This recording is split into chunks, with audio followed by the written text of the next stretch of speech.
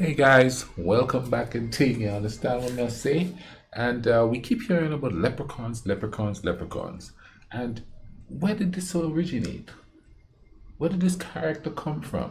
We know it's purported to be Irish. And if it is Irish, then we want to know where the idea of the leprechaun comes from. So that's what we're going to be watching today. Let's go ahead and YouTube and simmer and get to the bottom of this. Tail Foundry. March has arrived, and that means St. Patrick's Day is just around the corner. If you're Irish, awesome. Enjoy celebrating your heritage. But if you're like the rest of us, well, enjoy celebrating green and corned beef, beer, this weird green jelly stuff, and, whatever this is. I mean, it's a leprechaun, obviously, but it's kinda weird, right? It's just a little man in green clothes with magic stuff. I understand the food and the beer, those things make sense, but why are we using this thing to celebrate? Turns out there's actually a pretty good reason. Back during the melting pot, when immigrants from all over were flocking to America, there was a lot of xenophobia, which is basically a big word for racism, and one of the groups that struggled with it were the Irish. So, in an effort to fight off some of that bigotry and become more integrated into American society, St. Patrick's Day parades and celebrations became more inclusive. I have a question. How come everybody's celebrates St. Patrick's Day, including African Americans and stuff, and like I'm talking about St. Patrick's Day here in America. But whenever you say something like Juneteenth, or which is an African American holiday, there's always pushback. And I'm not doing, oh, we were oppressed or nothing like that. That's not what I'm doing. I just wonder why it is, or they're having the Juneteenth thing, you know what I mean? And they just do their stuff and they have the parades and the stuff going on in some areas. But it seems like when you say St. Patrick's Day, everybody goes crazy. Maybe it's because there's a color associated with it. Or maybe it's just that the Irish people market their holiday better than. But then again, when you really think about it, there's Cinco de Mayo. Everybody's going crazy for Cinco de Mayo. They have to go out and get the Corona with the lime and, ooh, Lord, you know what I mean? So why is there such I don't know, a pushback over like if there's a black holiday like Juneteenth or something like that? I don't get it, but let's keep going here. We're focused on creating a positive image for the Irish people. Cue the leprechaun. These little guys were of almost no significance to Ireland itself, but to America, it's a different story. Okay, to add to what I just said, I kind of figured it out. Well, because I think it's no, it would be the same thing, wouldn't it? But it seems like with the African American holidays, well, it's the same thing. I was about to say they emphasize about themselves more and they sort of segregate themselves more. Which holiday was along the longest? I'm not sure. It could be that the Juneteenth holiday haven't like picked up steam yet.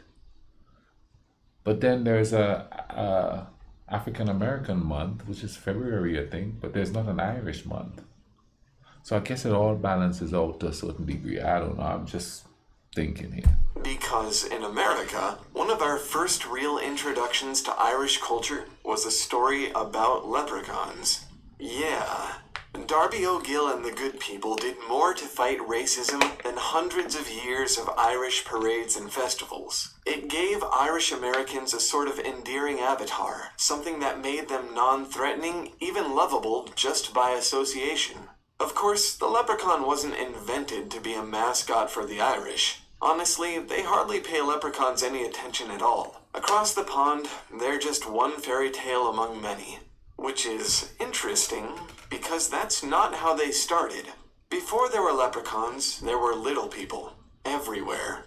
From Greek pygmies to Norse dwarves to German kobolds, the world was, and I guess still is, overrun with tiny folk. One of the worst infestations was in Ireland, where they had Infestation. little cobblers living under the hills, house spirits for everything imaginable, and legions of ambiguous fairies. See, now you know how I feel, huh? Being a giant, an infestation of all these short people walking around. Oh man, that was a bad joke, huh? But I mean, to me, everybody is short pretty much, unless you're like 7 feet and up. To me, everybody is short. The stories these creatures came from were so diverse and specific to the people telling them that you end up with some really unique ideas. For instance, there were people who maintained that a tiny, perpetually drunken man called a cluricon, a close cousin of the leprechaun, guarded their wine cellar. And that's all it did. Amazing, right?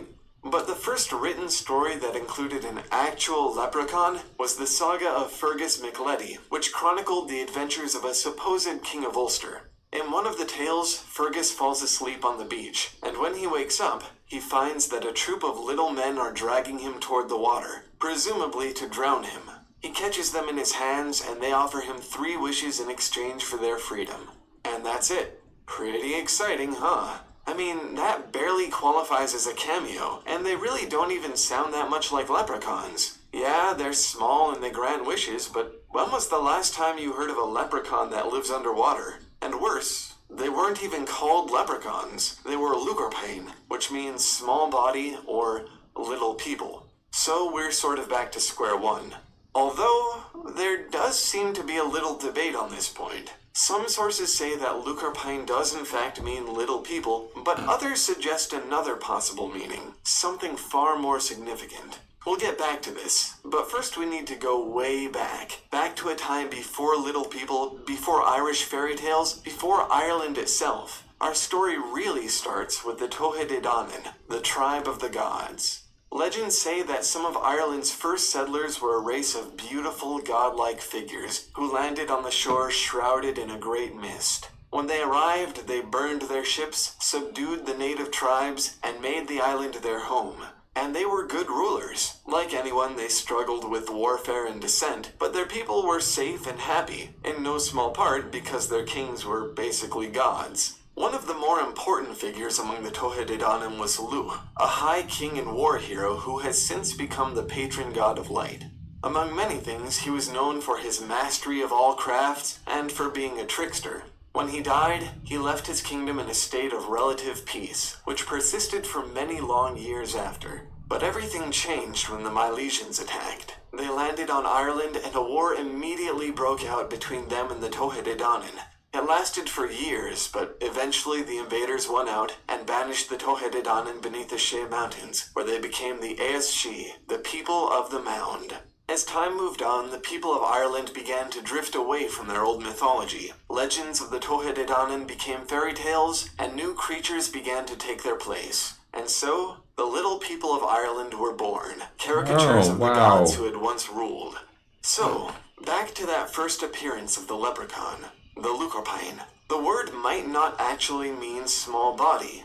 It might mean small, stooping Luch, as in Luch, one of the high kings of the Tohededanin. If that's true, it could mean that the leprechaun is just a parody of an old pagan god. Now, that hardly covers everything. What about the crock of gold at the end of the rainbow, the green clothes, the affinity for alcoholic beverages? Well, a lot of that just comes down to the fact that this is a folktale. As people heard these stories, they had a tendency to embellish them, to make them personal by combining elements from stories they've heard in the past and things from real life. In a way, folktales and fairy tales are like some of the world's oldest fan fiction. And that's probably the most important part of this whole origin story. No, that's crazy there. It's amazing how with these folk tales evolve. Not only do they evolve, different cultures might have similar folk tales. Like for instance, okay, on the island, I could tell you a couple of folktale characters. The Ligaroo. On my island, the story I was told about the Ligaroo is that there's similarities to the other islands, but what it does is different. Like on in Grenada, the one I grew up with about the Ligaroo is that they come to your house, they come to the sky as a ball of fire, come to your window, and then they suck the blood out of you by sucking on your neck. Now, in other islands, they actually get ravenous. They're like these vicious werewolves that would rip you to shreds, you know what I mean? To get to your blood and stuff like that. And one island even have it so that they go after small babies and they rip the small babies to shreds. Whereas on where I'm from, you know what I mean? They just suck on your neck and that's all they do. They draw the blood that way, which brings me to another funny little story. When I first came to America, and of course I'm from a predominantly black country. So, and I'm talking about you're in the sun, so you like blue black, you know what I mean? Then I ended up, I ended up in Kentucky, the mountains of the Colorado Kentucky mountains, and I was a minority, let's put it this way. And I noticed all these young college girls going around with big old red marks on their neck, and I thought, damn, they got tons of Ligaroo up in this place. That was my first time finding out what a hickey was. Yeah. It wasn't a Ligaroo. Well, their boyfriends were the Ligaroos. But that's kind of straight a little bit from what I was saying. The fact that how this sort of evolved into something, the modern leprechaun, is crazy because I bet when I go back home after being away from home for a few decades, the story, the tale, or the folk tale of the Ligaroo is going to be slightly different. That's going to be interesting. That would make for a good video. When I go back home, sit younger people down and say, hey, what is the story you heard of the Ligaroo? And that would be like an evolution of a folktale story in real time. That would be kind of cool. Let's get back to this. The leprechaun exists because of the stories people chose to tell. Stories that didn't depict the old Irish gods as heroes or rulers, but as little people. Fairies and leprechauns and other fun, but relatively insignificant creatures. And hey, when every story you hear makes the things you believe in sound silly or childish, you might find yourself reconsidering your worldview. On the positive side, Oh. So I could see that happening as the dominant religion at the time, changing the story to suit not so much to suit what they believe, but to make them seem, as he says, insignificant, so that the people wouldn't go back to their old traditions and stuff like that. So the prevailing religion at the time was diminishing what they considered as gods from their history. Wow.